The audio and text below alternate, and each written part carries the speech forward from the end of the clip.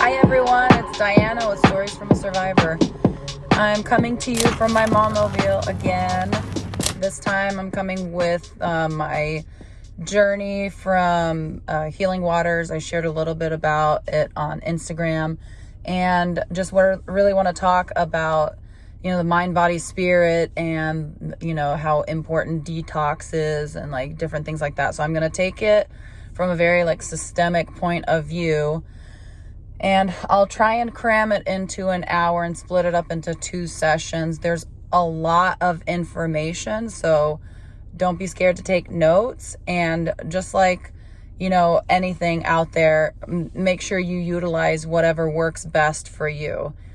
So if you try something and it's, maybe not working for your body, or you're feeling like you're not getting the right response, then just tailor it to what your needs are. I'm going to talk about a couple of different things, and then the majority of my time is going to be about my experience at the detox retreat.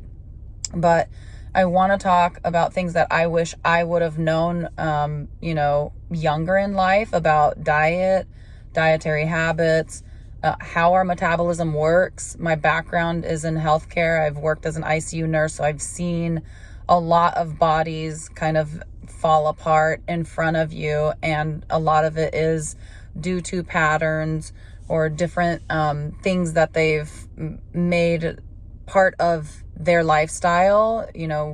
There are many things that we can't control in life, but then again, if you really think about it, there are many things that we can control as well. And so it's really important in life to hone in and get to know the things that you can control in life, and actually control them. That's where your self-discipline comes in, right? So I'm going to talk a little bit about my journey that started, this podcast started out as my journey and my stories in preparation for a more formal podcast for our nonprofit called The Blind Investment. So, I'm going to talk about my journey, and then hopefully we can incorporate that with time in a little bit more of a structured podcast. But a few years back, after liquidating a company that we owned, we moved to Europe, to Romania. And I knew that my body was telling me that if I didn't stop living the type of life that I was living, which is basically every American mom's life, in essence, almost, okay. Every hustling adult person with a family's life. Does that make more sense maybe? So I was ultra multitasking. I never had really non-productive time. I've learned a lot in life about what not to do with your body. And so my body at that point was basically crying out internally, saying if you don't stop, you're going to end up with some sort of cancer. This rhythm, we can't keep going. And so when I went to Romania, I actually had a firsthand experience on how the body keeps score. I talk about that book a lot, but my body in particular went through a metabolic crisis, and it was pretty much an extensive dumping syndrome. If you Google it, you'll understand. But basically, I wasn't able to keep anything in my body was just not digesting anything, and it was just, dumping. Everything was just going straight through me. I was super dehydrated. I could not do anything. I was incapacitated, and I had to go to a local ER in Romania, which was quite the experience. And maybe one day I'll pod a little bit about, going to hospitals abroad and how different it is, and what the differences in the healthcare system are, because they're not all actually bad, mind you. But all that to say, I went, and then I realized how broken my body actually was, and that I really needed to get on top of my health and wellness. I had already started modifying my diet. I had already been, started working out just to feel stronger with, personal trainer in America. I had found a personal trainer in Romania already that I wanted to start working with. I inherently, I guess I got lucky. I don't know. I think maybe my grandma off my mom's side really loved more bland but healthy food. So I was already inherently like that, but I cleaned up my diet more, and I went to a metabolic doctor. And she drew blood, sent it off to a lab in Germany, and it was there for about a little over a month before we got our results. And then there's a computer system, a program where they kind of like spit out the entire, plethora of different foods that your metabolic system actually like responds to and what actually impedes it. So for example, my body, like, we'll take beans. Beans are a great legume and a great source of protein, right? Especially for vegetarian people. Well, my body, I found out that my metabolic system hated white beans and could only handle dark beans like pinto beans or black-eyed peas, things like that. So I had to make sure that, I'm a mom. Whenever I cook for the entire house, everybody might love a certain type of food, but my body was not responding well to it. And it was just like cutting off. And so that system, I learned some pretty fundamental rules that I just kind of adopt in life and I'm mindful of. I'm going to start with that. And then I'd like to talk about that detox retreat in Mexico. That's super affordable, actually. And all the different things that we did there. So the metabolic doctor did tell me, she said, first of all, water is super important, but not any water. If you can find an alkalinizing system or just purchase alkalinized water, something around 8.5 pH or above, preferably 9 and above pH, because what she said is automatically when you consume water, your body turns it into acidic water, unfortunately, and then has to recalibrate and rebalance it. So the higher the alkalinity of it, your body being acidic, the easier it is to actually bring your body to a more alkaline base, which is very ultra important. If you've ever read anything about healing diets or anything, you know that alkalinization of your body is super, super important. And I'll talk about that a little bit more in a little while. So that's when I really became cognizant of drinking alkaline water. And I try and I stay true to that even to this day. I buy alkaline filters. I don't have like a system. There are some pretty bougie systems out there, and you make sure that you go step by step. If you do buy a system in your home, especially with kids and babies, they need time for their GI system to adjust, or they'll end up with like diarrhea, upset stomachs, things like that. So alkaline water. And then the next thing that she had told me was that, there were some rules. Number 1, never ever repeat proteins in the same day. So if you have chicken for lunch, don't have chicken for dinner. And I'll tell you why I think, she didn't really tell me the rationale, but I'll tell you why I think it is in a little bit. So for example, if I ate, like sunflower seeds and pumpkin seeds in the morning, I know it sounds crazy, but to be honest, when I did this metabolic reset, I swear to you, I can't believe how little food we actually need and how much time we actually have when we retrain our bodies. But if I had like maybe some seeds and some natural yogurt, like non-fat probiotic yogurt, I couldn't have that the next meal. So the next meal had to be like turkey breast and whatever. And the next meal needed to be, a different type of protein. She also, the next rule was always start your meal with your first bite being protein, because that sends the signal to your metabolic system that you are feeding it something consistent and it needs to go into burn mode. Okay, so always start your meal with protein. Third rule, always finish everything that you're going to eat within the hour. So if you start your meal at noon, you need to be done consuming whatever you're consuming by 1. Okay? Another rule that they had was, including your coffee. Another rule was do not mix protein. So if you know anything about diets, lactose and dairy products are digested very differently than fish or nuts and seeds or things like that, okay? Lactose takes somewhere around 5 hours for the digestive system to actually break it down, whereas maybe a piece of meat will only take somewhere between 2.5 to 3 hours. So do you see why mixing proteins is like such an important thing to not do in the same meal?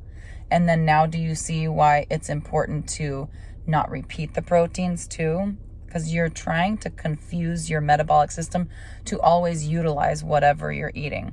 So, and then another thing that I learned was that essentially after your initial, I think it was like 10 days. So the first 2 days were a detox where you only ate like pretty much air fryer vegetables. So I think it was carrots one day and just potatoes the next day.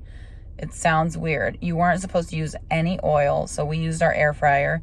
And I swear I was waiting for those potatoes and carrots for the longest time when I was detoxing. And we were supposed to drink mag citrate to start the cleanse process. So we did that, and then we started our diet where like we had our foods that our metabolic system was like more prone to actually burning and utilizing. And then, our foods that we were going to reintroduce with time. So some of these things might sound like the food sensitivity tests that are now around and about that you can actually like mail and get results for. And they probably are. I'm not quite sure. I just know this program was developed like in the Philippines. There was a lot of clinical research. So I just followed it to a T. And then eventually you have your cheat meals. After you've accomplished a good stable glycemic index, which is literally like one of the most important things. And this is why intermittent fasting was also encouraged while doing this detox cleanse. So for example, if your last meal was, 6 p.m., you were not supposed to eat just to increase your detox and your glycemic index control and like shock your body and your metabolism into getting into ketoacidosis and actually like eating the fat, like using your fat as energy, which is kind of like what we're all trying to do, right? You're not supposed to eat for at least 18, as long as you can. 14 to 18 hours was recommended, which got kind of sticky because the last rule was you needed to have at somewhere around 5 hours, 5 to 5.5 hours in between meals. So in between the ending, so if you finished your meal at 1, you were not supposed to eat your next meal until 5 hours had lapsed. So that was 6 p.m., right? Do you see how much time there is in between that? Like 5 solid hours where you are not thinking about food. You are literally so productive on this diet. I haven't been doing it, but I feel amazing when I do adopt those rules and incorporate them into my daily life and how I eat. Anyway, that I feel like was, and that was in 2019. I finished that diet around May of 2019. I feel like that really did reset my metabolism and cleansed a lot. But then I only started understanding a lot more once I went to this detox retreat for the first time ever last January. It was the month before I was going to go through a divorce trial. As many of you know, or some may not know, I went through a really traumatic kind of like escape from the marriage and was going through a really volatile type of situation. So stress is really, really important. And what I do want to say I'm backtracking a little bit, that diet that I did is that, after a while, when you start having your cheat meals here and there, when you're done kind of losing weight and you're at your target weight, you are supposed to, maintain the same weight for 6 months because your metabolic system and your digestive system take a snapshot of that. And they're like, okay, this is our sweet spot. We want to stay this weight. Okay. That one's a really important one. And then what I also learned was that basically our metabolism and digestive system inherently pretty much trashes at least 30% of what we eat. And so this is where cheat meals come in. Like and like meal preps and things like that. You're eating like reliable fuel that your body knows, like, I can digest. And then maybe you'll eat some trash. Like, I'm not gonna lie. I found this yesterday. I found out about it last week from a personal trainer. It's like, it's super bad. But what gives me peace is like, you know what? Every once in a while, I'll entertain something like that, or a bag of chips, because I know that my metabolic system is going to pretty much throw it away anyway. 30% of our meals. So as long as, think of school, like 70%, that's not hard. It shouldn't be hard for our diets either. So let's just like maintain that 70%, the 70-30 rule. That's the same rule I use even in like business or in like the kids' chores. If it's 70% right, I'm happy. I'm not going to tell them, but I'll work with it. That's something doable. And that goes for everything, because think about how much less stressful it is to know that, hey, I've got some wiggle room. Like, I know my body's going to process this and do exactly what it needs to do, because that's the way that, our bodies work. That's the way we were created. And so anyway, I'm going to go back to the detox retreat. I had a good, fellow entrepreneur friend that went through a really difficult divorce and had been through, in the same industry, and had been through really stressful times. And we were closer then and in conversation, and she was really trying to be like supportive of me, which I super respected, and still to this day. And she knew I was approaching my divorce trial, and that I was, it was a very stressful time. And she made it a point to send me to a retreat. And she said, I do these kinds of retreats. Other people go on vacation and they get, drunk, and they do all kinds of different things, which I'm not saying that doesn't happen when I go on vacation, because it does. Okay. Like, everyone needs to let loose. Remember the 70-30 rule. And so, but she said, when I leave, she's quite a bit older than me. When I go off to vacation, it's this. I'm obsessed with keeping my body healthy. And so she said, one day you're going to pay me back. One day, Diana, when you're successful, you will pay me back. And she said, mark my words, you will be successful, because she knew me from before. But that'll be a different series, different day. And so she sent me to Mexico. I flew into San Diego, had a friend drive me down south of the border, and they actually have a new house that they're operating out of. If you are interested in getting more information, the home is called Healing Waters, and their Instagram handle, which I'll try and put in the description, is healing_waters_detox.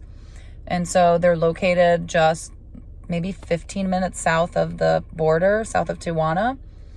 And I'll start with, their entire program. I'm going to try and go really systematically, because I feel like it's really important and everything kind of connects with each other.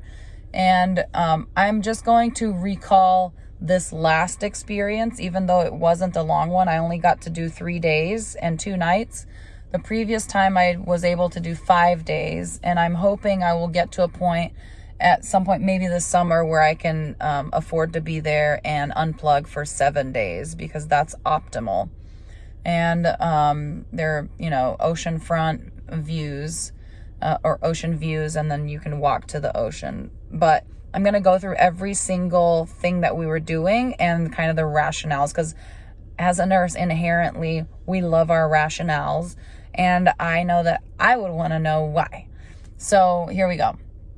So the first thing that you do whenever you go in, it's a very peaceful, kind of like a yogi vibe to it. But you come in, they greet you, obviously, they show you around.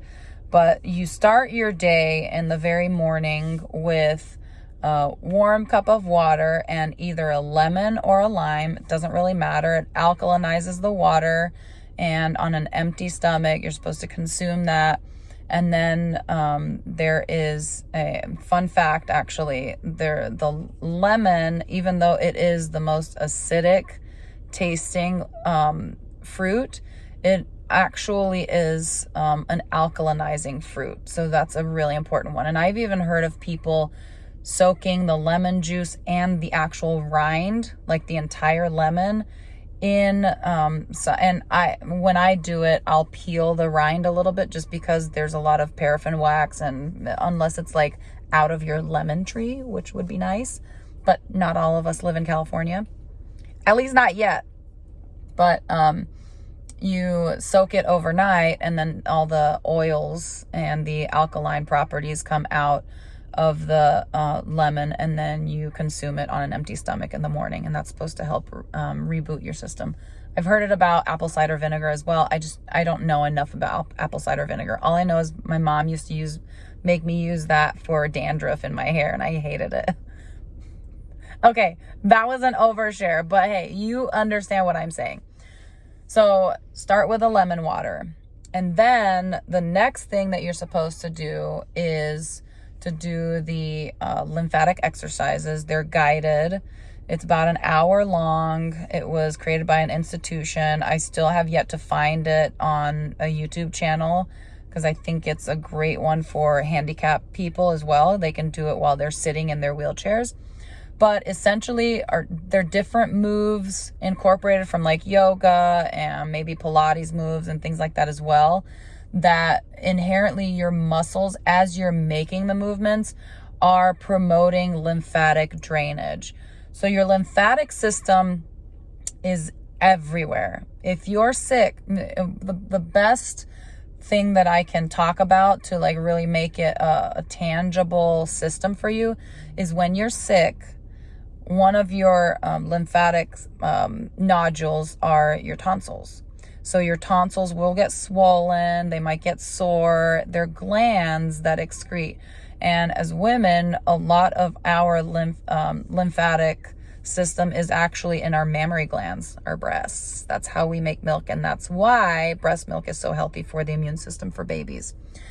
But so you're doing all of these different movements and exercises that are not necessarily hard on you and seem kind of silly if you're an athletic person. Like for me, the first time I did it, I was like, okay, I feel like this is pointless, but it's not.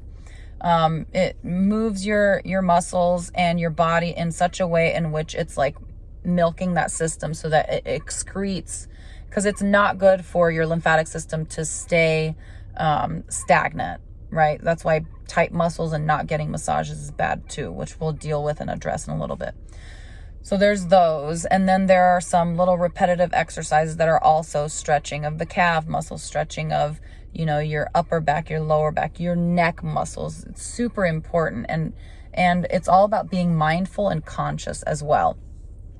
And after that exercise, the next exercise is Wim Hof breathing. Now, if you've never looked up Wim Hof breathing, I would highly encourage you to do so.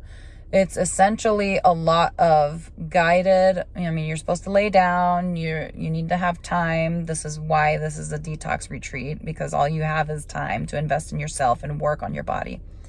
But you need, I lay down because I get lightheaded much easier. You can sit up like in a kind of crisscross applesauce meditation position, but it's essentially guided hyperventilating, and then with a guided breath hold. Okay, so talking about Wim Hof breathing, you'll lay down or sit in a meditative position, and then on your, you're going to be there's a guided hyperventilation that happens pretty much, which if you know anything about healthcare, like you're a respiratory therapist or a registered nurse, you've learned everything about body, blood pH level, arterial blood gases, and the impact systemically. So either you're in respiratory acidosis, respiratory alkalosis, metabolic acidosis, and metabolic alkalosis. So what we're trying to do, if you can sit and kind of wrap your mind around it, is induce a state of respiratory alkalosis by hyperventilating and breathing out all of this CO2, carbon dioxide, which is acidic in nature. This is why soda pops are so bad for us, because they're not natural, and there's carbon dioxide that's added to it for the bubbly. So it makes you super acidic. So we're trying to blow off all of this carbon dioxide to decrease our acidity, and then we're going to hold our breath. And I kid you not, as you're doing the breath holds, and the longest I did was 1.5 minutes, but if you persist with the breathing exercises, you can increase incrementally and pretty quickly the amount of time you can hold the breath for.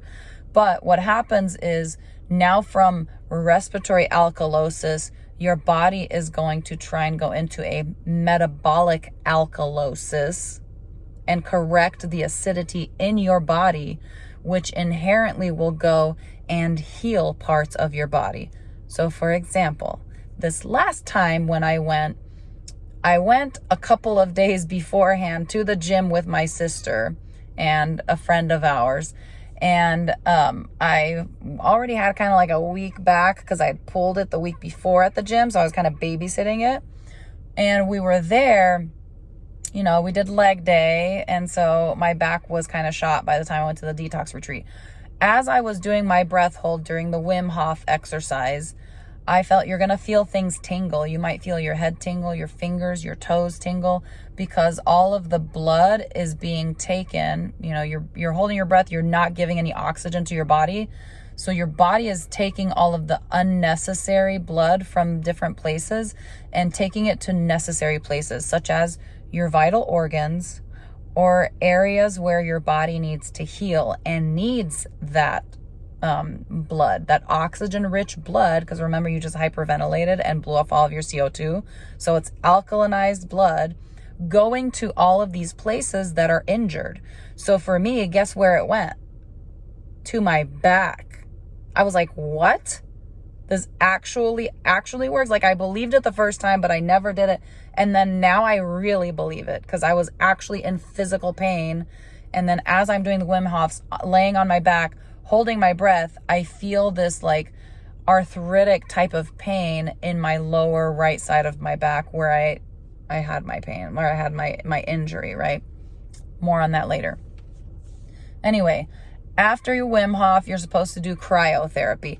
Now, somewhere in that morning, which typically maybe it might even be after the lemon alkaline water, and probably it actually is, and I'm just not remembering, you do a coffee bucket enema. I know that sounds so nasty, but I'm telling you, that will wake your body up. It will detox. It will actually hydrate. Whereas coffee, when you drink it orally and it processes through your system, it actually has the tendency of sometimes dehydrating you. But because you're now adding some coffee to a liter of water, you're actually hydrating your colon and then excreting all of the toxins that your body's trying to get rid of. And so now, do you see that? Like, it makes more sense whenever you're doing like the lymphatic exercises and you're doing more of like circulation and things like that. Your GI system's also waking up. So after you do that, the alkaline water with lemon or lime, and then the coffee enema, and then the lymphatic exercises and stretches, and then you do the Wim Hof breathing. After that, you're supposed to do cryotherapy. Now, I'm a wuss when it comes to cold water. I know. The guy, his name is actually Wim Hof, would probably laugh at me, but I know that he has experience with people that are not cold water friendly. Let's just put it that way. I definitely get that side from my dad. And so what happens is your body is now so alkaline, you literally feel like you can climb on top of the world. Like, you can do pretty much anything. So they're very close to the ocean, the Pacific Ocean, which in Baja, Mexico is actually even colder than in San Diego. And I'm not sure if I would be able to do it up here in the Pacific Northwest because the water is just so frigid all the time, even in July. But that's basically cryotherapy. So you jump in the water and it just exhilarates your entire body. It wakes up all your cells. It's supposed to give you a rush of like 300% more of dopamine, norepinephrine, which these things are naturally occurring. All of the endorphins that are naturally occurring in your brain, like when you work out, when you do things that heal your body, These are the things that we were using in intensive care unit when people were just like hanging on to dear life. These are infusions, synthetic infusions that we were doing to increase people's blood pressure, to increase heart contractility, where their heart was going to work harder and beat stronger. And, you know, all of these different things that our body produces naturally. So if you think about it, promoting that natural release, it's going to heal your body. Those are natural chemicals. And at levels where your body can actually handle it, because there are side effects whenever we have people on those drips in the ICU. So after cryotherapy, it's breakfast time. Breakfast and the food in general is just raw, vegan, living food. And so I'll like describe a few of the dishes, and I do have pictures. I'll try and add pictures. Hopefully we can add some pictures into this video whenever the edit gets done. Thanks, Oscar. But morning is basically some mixed fruit, but majority papaya. Papaya has natural enzymes. So even if you have digestive issues, there are chewable tablets with papaya extract that you can buy from the natural food store and eat with every meal, and it'll help you break down. Which the same thing, something very similar happens with sauerkraut that has pre and probiotics. It's the enzymes in the sauerkraut that help you break down and digest the food. So that way your body's not working as hard to actually break down the nutrients in the nutrient dense foods that hopefully you're eating and deliver it to the areas of your body that need to heal. So papaya, there's a natural yogurt that they actually make on site, or you can do kefir. I like kefir. It's less dairy. But when I'm on site, I eat whatever they give me, because you're starving by the time you get your next thing. It's like a juice fast detox, right? So this time there were some hemp hearts over it, blueberry, strawberry, papaya, lentil sprouts. All the different sprouts are super healthy. A good example is like, I think a quarter of a cup of broccoli sprouts gives you an equivalent nutrition to, I want to say, 4 cups of actually steamed like broccoli or raw broccoli. I'm not sure. Look it up. It's true. I wouldn't make it up. There's no reason to make this up. So lentil sprouts. Sprouts are part of every single meal. And I think I don't think garlic sprouts. Broccoli sprouts, lentil sprouts. And I'm not sure what the other sprouts that they use are, but those are really nutrient dense ones that they like to use. And then after that, there are some services that are scheduled. So, usually after breakfast or sometimes after lunch, you'll do a vibrating machine where you just stand on, the funny machine that you stand on and it kind of like vibrates your hips. That promotes circulation into your digestive system as well. It tones the muscle. It drains lymphatic drainage again. And mind you, yes, you will be excreting all kinds of toxins through your colon, to put it in a nice way, okay? And then after that, usually there's a colonic therapy that happens. Hydrocolonic therapy. I know what you're saying, and I know a lot of people give it a bad rap because it robs you of all of your natural flora, your good bacteria that's in your gut. And this is true. But whenever I asked and inquired about it, because I have a sister that works in GI, and she says how all the physicians were bad-mouthing hydrocolonic therapy. And I was like, you know what? I'm going to find out all about this. And, I have plenty of doctors I respect and then plenty of doctors I don't respect, and we'll just leave that conversation right there. But hydrocolonic therapy is essentially, we're already cleansing the colon, but it's essentially practice for the colon. So our digestive tract is created in a way in which you chew your food, you masticate, okay? And you're mixing it with the enzymes in your saliva. That's why it's so important to chew your food well and to take your time when you're eating. Some people even meditate whenever they eat. And as you swallow, the esophagus is connected all the way down through your digestive system, and it's called peristalsis, as the muscles contract and push food down to be digested. Your small intestines are very, very long, and that's where a lot of the nutrient absorption happens, okay? And then your colon is it's not very short, but it's much shorter, okay? And it's much larger, so it's thick. It's a thick, soft muscle tissue. And if your colon is used to being lazy, like mine, because of all of my history and years of trauma and GI upset, which is related to trauma and is statistically proven to be that, and like survival mode, fight or flight, whatever you want to call it, that usually impedes peristalsis.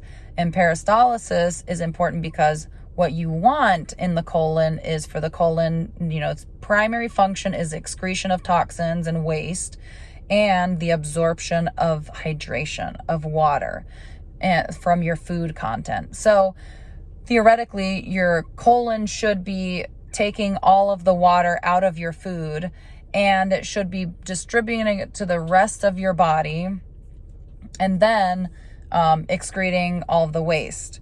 And this should happen, it should theoretically happen 3 times a day after every meal.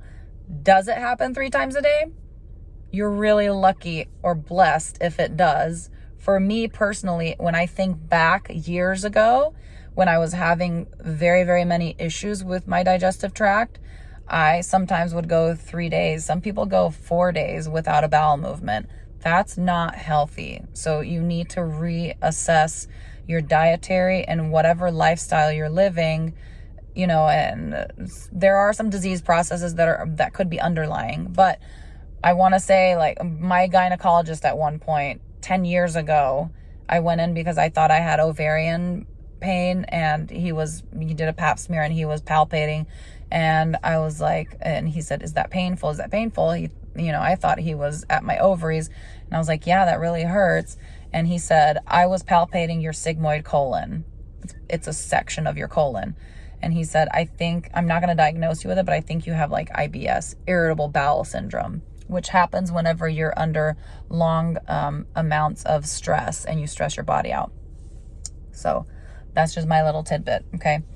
So if you have those problems, please go and investigate those problems. And so anyway, Hydrocolonic Therapy, what it does is, they infuse water into your colon until you feel like you're, until you're uncomfortable. Remember about the uncomfortable and growing situation that I talked about?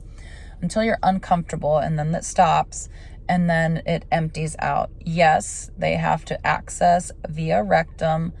Yes, it's a very dignified process, and you shouldn't be embarrassed. I had a really difficult time because I'm a nurse, even though there are literally nights and shifts and probably hundreds of hours of swimming and poop, I used to call it, when I finally would get home in the mornings. It just feels like you're just kind of like, oh, I don't know about someone taking care of me, but just let someone take care of you, okay? This is part of the process, to be honest. Allowing someone else or a team to actually take care of you. And so what happens is it empties directly into the system, into the, it's connected to the toilet, and all the waste comes out. And then you do the process again, and you'll do that cycle probably, 5, maybe 6 different times more. It just depends. It's about a 45-minute procedure. And what happens is you don't necessarily have a bunch of waste. Remember, you're eating clean. You did the coffee enema. You're naturally emptying out because you're eating healthier and everything, right? But you are excreting. Your liver takes care of different parasites that are now dying because your diet is very different, and a couple of other things that I'll talk to you about. But, it's cleaning the inner wall of your colon on all the buildup that's in there, because your colon, because it's so massive, like it's so thick, it's actually all curled up soft tissue muscle, and it'll stay curled up. It's kind of like your brain, right? Like the wrinkles. So it'll be all wrinkled, and unless you expand that with, physically, basically with water, you're not going to get things from in that lining and in those cracks and crevices. And so they expand the colon, and then the colon also is prompted, because it's so full, to squish, to empty out. Peristalsis occurs.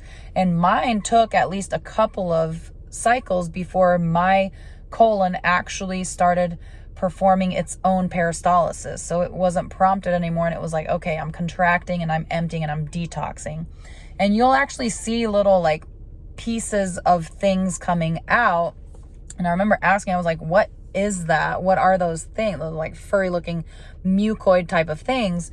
And Mila, the lady that owns and operates it, that's done this for forever, and her grandmother, I mean, she's super passionate about it and knows probably everything about detoxing and the liver and everything. But she was like, those are the parasites that were in your body that are now being excreted and eliminated by your body. And I said, well, how are we doing that? And, other than the things that I naturally know, right? And she said, well, you remember while you're doing your lymphatic exercises, I have the Rife Machine on. And if you look up the Rife Machine, it's actually a machine that was founded, I think I want to say in the 60s or 70s. I'm not quite sure, by a scientist. And it's basically sound waves. And it has multiple different programs for multiple different types of disease processes. They have a whole manual on it. They program it to something. And then while you're doing your exercises, those sound waves are actually hitting you and are killing parasites within your body. And so whenever you're now going to get the hydrocolonic therapy, you are now also excreting the parasites that have died a little bit earlier today or the day before and are being excreted. And the Rife Machine is not indicated to do very often when you're not in a detox retreat, because you're just inherently, you don't have a colonic that you're like really hydrating and like flushing your system so actively.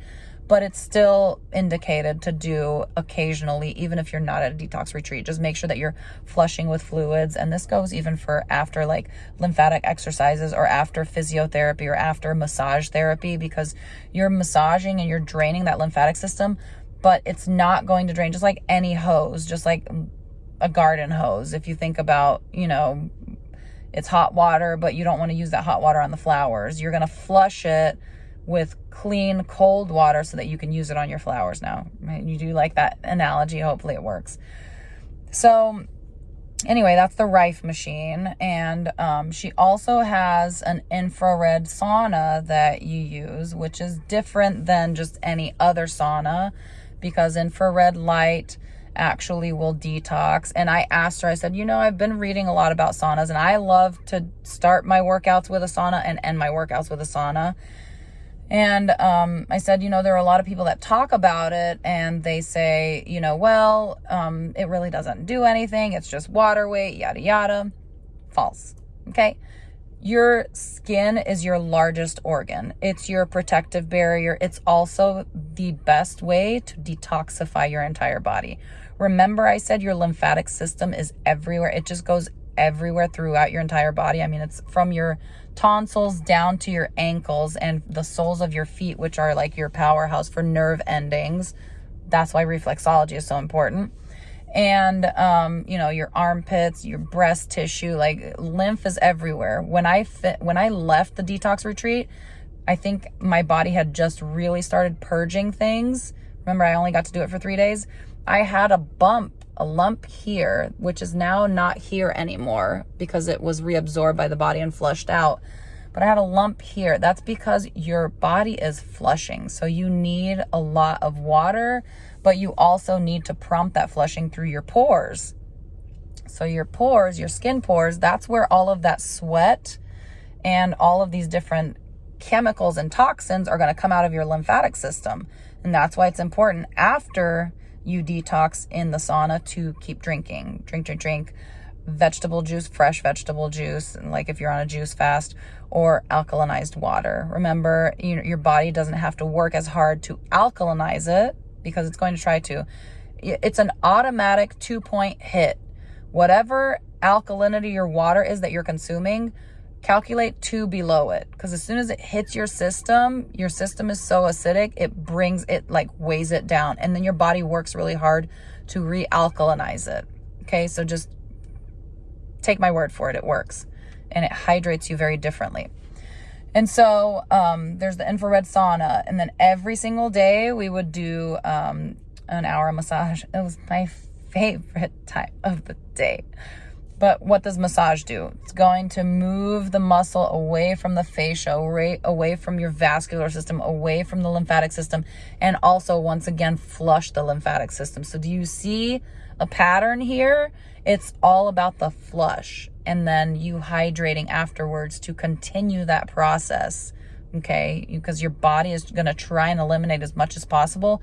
And if you've not had a massage ever, or it's been a few years, you best believe that if you get a good massage, you are going to feel horrible afterwards, no matter how much water you drink. I'm just letting you know. You will feel horrible, and you might even get sick. Why? Because your lymphatic system has not been flushed, and you've got all kinds of latent, which means sleeping, viruses that are hanging out over there and just waiting for your body to be weak at some point and wreak havoc. That's how we get sick, okay? And going back to Wim Hof, like I watched something, there's actually a documentary series by one of my favorite groups called Goop, and I just found it on Netflix last week, and they actually have Wim Hof on there, and it shows a video of him. He went through this journey figuring out like the Wim Hof breathing method, and it shows him actually having E. coli, one of the most deadly types of bacteria, in his bloodstream, and him effectively fighting it off just through breathing techniques and his immune system, because his immune system was just so strong. And so that's the power of like breathing exercises and alkalinized bodies and shock therapy, cold shock therapy, which I'm still warming up to, as ironic as that sounds. But anyway, massages. And you remember I told you like my back was in a really bad way, like it still was, and I was getting the massages, and it was helping temporarily, but it still wasn't like releasing, because a lot of times it's the muscle that's super tight if we're not stretching well, which is, I will 100% own up to it, my worst thing. Like I just don't take the time to stretch enough. And yes, I'm working on it. This is a journey for all of us, okay? It's not just me and it's not just you, it's all of us. But what happens is actually the ligaments will kind of like just cave and give in, and then they'll let the muscle kind of drop, and it drops onto your nerves. So you'll get a lot of sciatica pain down your butt cheek, onto your leg, things like that. And it's really debilitating. But then at one point, it was the second day, Mila was like, "You're still feeling," I was like hunched over. I was in so much pain. And she said, "Okay, we're going to do physiotherapy."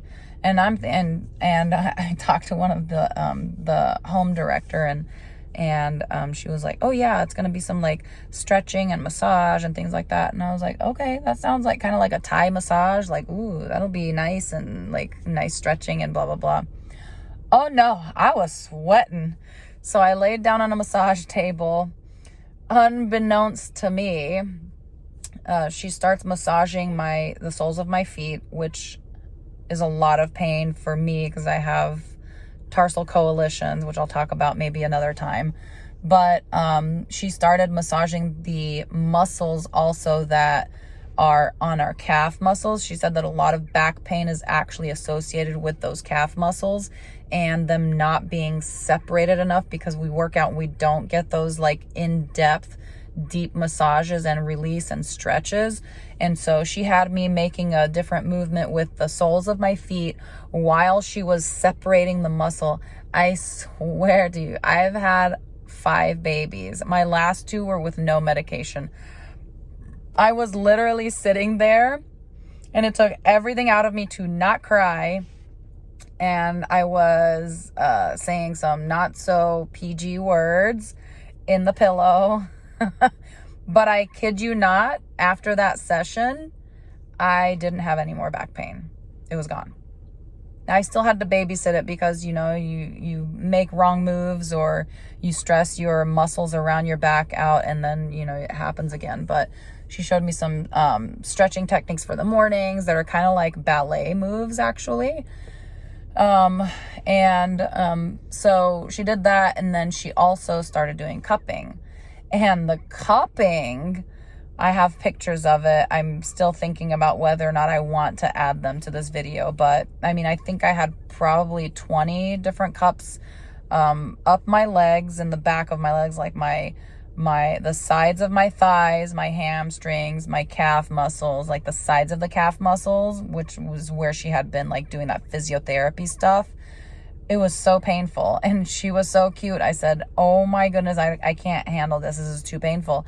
And she said, just a couple of minutes, just a minute or two, it's going to be okay. And so I learned something new. Whenever you just tell someone it's just a minute or two, it's like in their brain, they're like, oh, okay, I can handle that. It turned out, after a while, what happens is your body releases these endorphins and adrenaline, and it just numbs the area, kind of like when you get a tattoo or a piercing. Your body rushes to the area in aid, and it numbs the area as well because it thinks that there's some sort of injury. What cupping is doing is actually bringing blood up to the area and promoting circulation. Remember, we're doing like all these different things to oxygenate and alkalinize our blood, and now we want that blood to go to the areas that need to be healed. And these areas are areas that are not getting enough oxygen, and you can tell how deoxygenated those muscles are by how dark the circles end up being after the cups are removed. So she did that up my legs and up my back and my area, and those were definitely the areas, like my upper back areas where I hold all my stress, and I know that's always a problem area, and those were definitely the darkest. I'm talking like a deep violet color. And after they're done with the cupping, they'll take a cup that's activated suction, and they will roll it around your entire muscular group to disperse all of that circulation in the rest of your muscles and to try and decrease the bruising. I'm telling you, I looked like someone beat me with a bunch of hard baseballs because I had bruises everywhere and I bruise easily. But I can't tell you how incredible I felt after the cupping. That night I slept like a baby. I haven't slept as well as I slept last week in a long time, unfortunately. But sleep is really, really important. And as you take care of your body and your body's in recovery mode and in detox mode, it will naturally respect the circadian rhythm and try to reboot and recharge. And that's when all of the nerves in your body, including your brain, are in recovery mode, and they're trying to, build back up whatever has been lost whenever it's been lost. And so my body felt like a completely different body after I left there. They're super sweet. They love on you. They will tailor the experience to you. I remember the first day that I got there, they brought me my green juice to my bed, and I literally just stayed in bed. I was just so exhausted. And, they will tailor, but they will also encourage you to do all of the things that they've put on the schedule, which is great. It still leaves you about 2 or 3 hours in between sessions. The services are pretty much done at 6 p.m. and either you have other housemates that are there participating in the program with you, or it's just you alone and you get, a nice quiet house with your door open so you can hear the ocean, waves. It's just, there's something really healing about all of that energy and all of that. I think that's why she called it healing waters, because it's all just based off of this liquidity and stuff. So, and before I went to this detox retreat, I know that I took my sister for her first experience at a Korean spa. So there's a Korean spa, one in Fullerton and one in Las Vegas area, and it's the authentic Korean experience. They've got separate bathing areas where you are supposed to go in the nude because they don't want anybody's raunchy bikinis or things like that. It's just part of the culture.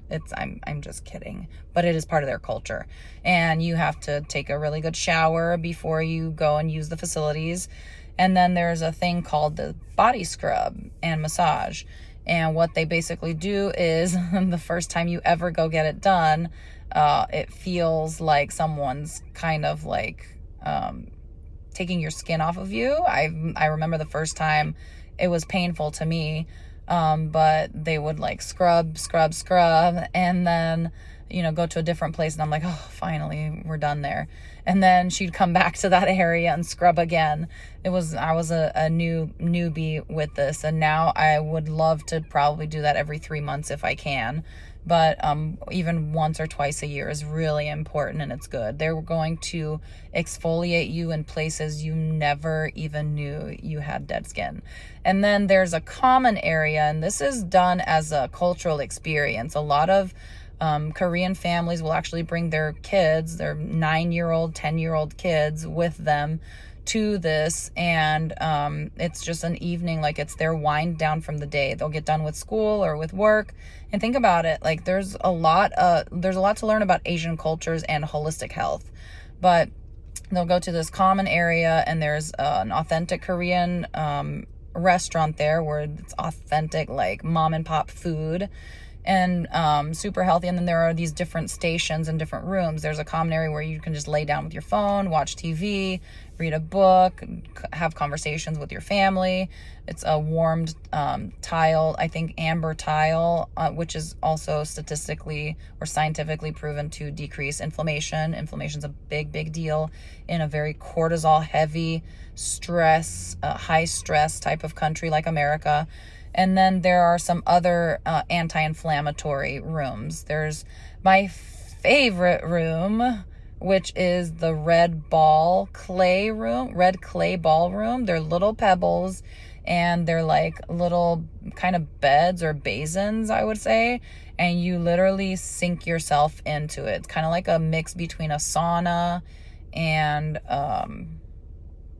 maybe like the the ball pits that kids really love. You kind of just sink in those really miniature rolling balls. And I've noticed that this time when I went, they did have 2 areas that had Himalayan salt balls incorporated as well, which Himalayan salt, if you know, is also known to be anti-inflammatory. There's a Himalayan salt room as well. There's a crystal stone healing room as well, which is kind of like a sauna, like a warm area. There's a freezer room, which looks like a dome. Like it literally looks like an igloo. A cross between an igloo and one of those old freezers that you always had to defrost because it's frozen on the little coils, whatever you want to call it. I'm trying to think of anything else. I know they had a red room before. Remember the infrared sauna from Healing Waters? So I don't know if I shared their name, but it is called Imperial Spa. Super affordable. Like, it's not going to be your typical American bougie spa type of day, but you will feel like a completely different person, and you will be way wiped out. And even if you choose not to do the body scrub because you're like, hey, I just really don't want anybody like doing all of that to all of me. They're like Asian mamas. I don't know how else to explain it. They're just like, it's customer service is not their biggest forte, but they really care about your health. And I'll put it that way. I'll leave it at that. But if you do decide to just do like a deep tissue or Swedish massage, they literally have like bars in the ceilings where you're laying on the massage table, and they work their way into your muscles and things, and they will legitimately climb on those bars and use all of their body weight if they need to adjust and to massage your muscles. So that was another thing that I did. So like I went like from a multi-system approach, and I feel incredible. I had a couple of, dance and party days with my sister and some friends, and I don't regret any of it. I was, despite being, tired from a good kind of like a, what they say, like, if you come back tired from a vacation, it was a real vacation when you need a vacation from your vacation. I didn't feel like I needed a vacation after my vacation. I felt ready to go. I'm, energetic. I feel great. I went to the gym today and, was really gentle with my back, but did all the things, like keep the habits up. Your progress is directly connected with your patterns, and what patterns are you going to have? And so I really hope that this is going to be good for everyone that listens to it. I got interrupted a couple of times, so I hope that this isn't going to be a disconjointed series, but I'm trusting Oscar to edit appropriately and make it really a comprehensive podcast. And I hope that it really helps someone make the decision to truly invest in your body. It is a blind investment. It's something you can't see, but eventually you probably will see results from it because it has such a good effect on your entire body. But you will feel it. Your brain feels different. Your gut is your second brain.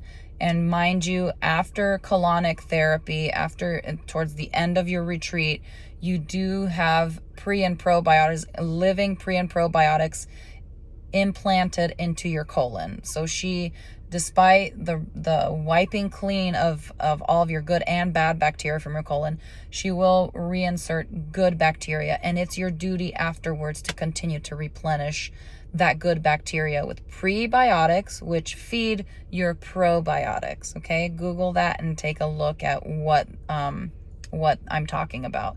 Your gut is your second brain. Okay, it's directly connected to your mental health. So don't brush it to the side. Trust me. And if you need a good person to follow with regard to like gut health and things like that, Dr. Josh Axe is really good about that. And I'm trying to think some products that I like to use, because some people ask me that a lot of times. I'm obsessed with Arbonne, and I know it's an MLM company. I really, I signed up as a consultant because I got the discount to it, but I love the way my body feels, and I love the way it burns, and my body burns it as fuel. There's like minimal byproduct, and it was made by a botanist way back in the 80s, I believe. And that's my favorite product to use for health and wellness, for dietary, for energy, for detox when I'm at home, and also skin products. So I'm trying to think of anything else. Hemp hearts are good for you. And also chia seeds. If you've never tried chia seeds or tried to make chia pudding, it's literally like making rice except easier. You get your container, you put 1 part chia seed to 2 parts whatever fluid you want to mix it with. Almond milk, coconut milk is really healthy. I even made myself some pudding with apple juice.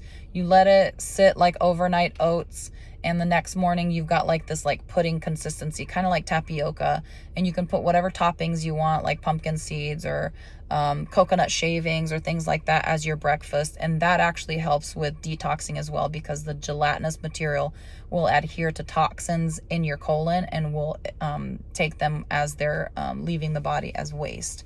And they're also high in protein and fiber. So I think this is as comprehensive as I'm going to get right now. I would love to see some comments and answer questions if you guys do have any questions about it. But Healing Waters, Imperial Spa, and just work on investing in yourself, and you're never going to regret it. This is Diana with Stories from a Survivor. Peace, everyone.